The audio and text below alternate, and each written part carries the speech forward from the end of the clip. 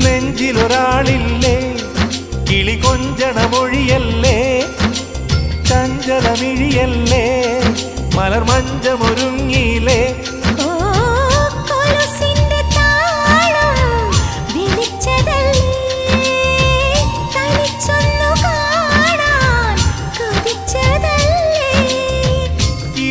ഇടവഴിക്കാട്ടിലെ ഇലഞ്ഞിതൻ ചോട്ടിലെ ഇക്കിളി മൊട്ടുകൾ നുള്ളിയെടുക്കാൻ ഇന്നും ഒരാശയില്ലേ